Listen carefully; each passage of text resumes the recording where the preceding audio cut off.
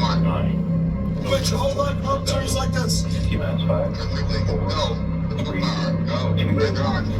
2. Mission. Lifts off.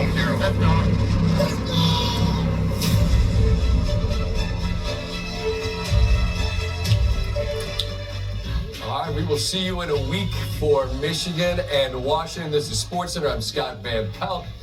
It's 2 a.m. in the East, and I am not tired yet. It is 11 o'clock in the great city of Seattle, where they are fired up because their Huskies are on to the title game. Kalen DeBOER kind enough to join us after that remarkable win. And, Coach, thank you so much for coming out to visit with us here. I find it interesting. The Michigan game and your game come down to a play that had to be made by the defense. Their defense is kind of their rep, right? You're more known for your offense. How pleased are you for your defense that they were the ones that had to stand tall and walk you off that field as winners tonight? Yeah, they've had to do it quite a few times this year. Our offense does a lot, and I know they get a lot of attention, and as they should, but our defense has had to make timely plays and come through in big moments. And so super proud of them. I think all the experiences we've had came through even tonight on that last drive. Just staying in the battle and continue to keep the faith. You mentioned that on the field, and now one more time with me here, that you've been through these moments. You've been in close games. Is that what allows you, Kalen, to maintain the kind of demeanor, at least outwardly, where you seem incredibly calm in moments where I would be a puddle? Yeah, I mean, it's intense, right? But I think what's it do? You just got to stay sharp, and you got to stay focused on the main thing, and that's just continuing to, just keep coaching. And I think my demeanor is important in carrying that on with our players and our staff. And so, been through it a lot of times, and just making sure that we just focus on the next play, and the highs and the lows of the game, can't get up and caught up in the emotions of it. Just do it, take care of what you can control. Heard the story. Sean McDonough talked about it. February, it's cold. You look out, and your guys are out there outside practicing, and it was hard enough for you to get that thing in your ear, and now those guys knock it out, right? But the story. Yeah, I know. It's all good. The story about your guys in February in the cold, and they came back for this, and all of that makes for a great, story and made-for-TV movie. But, real life stuff has to happen, right, Kalen? Through summer, through the fall. It just doesn't happen because everybody wants it to, because it's hard as hell to win. What's the fabric of this group? What's the DNA of this group that shows itself time and time again? Yeah, I think you just nailed it. And that's what we talked about after the game is a year ago. So many guys made sacrifices and just, really made commitments to each other. And, a lot of people do that, right? In life, in sports.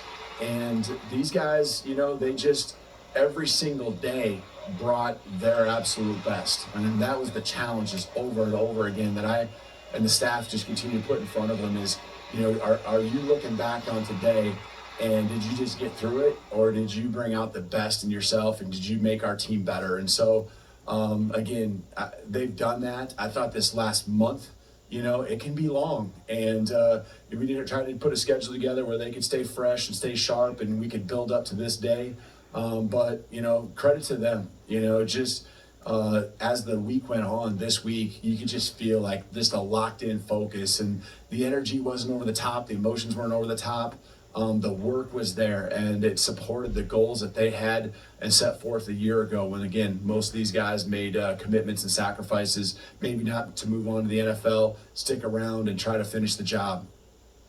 There's a saying in this game, and you've made your rep as a play caller on offense, right? There's a saying, players, not plays. When you got a player like Michael Penix, how much easier does that make it to dial up a play? Yeah, I think many times, even tonight, but over the course of Michael's 2 years here, you just always want to make sure that 9 has a chance to make a play for you. Get 9 the ball, and a lot of times when drives stall, you kind of look back on it and you're like, man, okay, did we give 9 enough chance, to go out there and win that drive and get points on the board or win the football game? And so, he just does an amazing job of every play, just putting so much pressure on the defense. And, you have to keep it in attack mode, and I think that's the thing I love about what we do. We attack in a lot of different ways. It's our mindset, and I think that carries over to the defense too, and they come out there and attack and do their part every single week. I know many programs allow the 24-hour rule to enjoy the moment. I don't have that luxury because I'm not working tomorrow night, and you and I won't be talking. So I need to ask you now about Michigan, just because that's who you play next. Just your first thought about what it will be like to share the field with them and what it will require next Monday. Yeah, we understand. You get to the Final Four, and it's one thing. You get to a national championship. It's the best of the best. These guys have been through everything that we've been through. Yep. Their game today, going into overtime. They're resilient as well. And I think from our own standpoint, just I can feel it in our team. We've adopted kind of one of the slogans: "This job's not done," and this was quite a few weeks ago. I just think that even in the locker room right now, the emotions are great. We're excited, but it's not over the top. I think maybe earlier in the year, we had a game where that happened. Oregon at home, I think, was an emotional game. A lot of people just loving what we accomplished.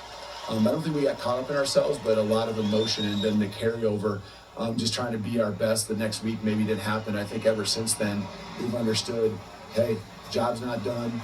Next game, moving forward. And, I think we've learned a lot about ourselves and how to handle these situations when we get these big wins. I'll close with a final thought. Everyone has a journey in life, right, Kalen? And yours I find really, really interesting. And I appreciate that you're a leader of a team, and I appreciate that it's a program that takes the field representing Washington. But when you walk out on the field Monday, just for you, how much of Sioux Falls you bring with you, and the journey that really started on a football field in South Dakota? How much of that you bring with you to Texas and a chance to win a national title? Yeah, we all have our journeys, and in particular mine. That's a piece. I think a lot of it's the experiences, and from a coaching standpoint, one of the things that I just love about a national championship game is this is your last game. That's the hard part about a playoff. And having experienced it so many years, you just don't know when you go into a game, if this is going to be it. And you don't think that way. You don't want to think that way. But that is reality. And the best thing about playing in a national championship game is this is the last one. And your guys that are seniors and guys that are moving on with their lives and careers, they're just going to settle out here these last 7 days to do something special together. Enjoy the moment, but let's take advantage of what the position is that we've put ourselves in.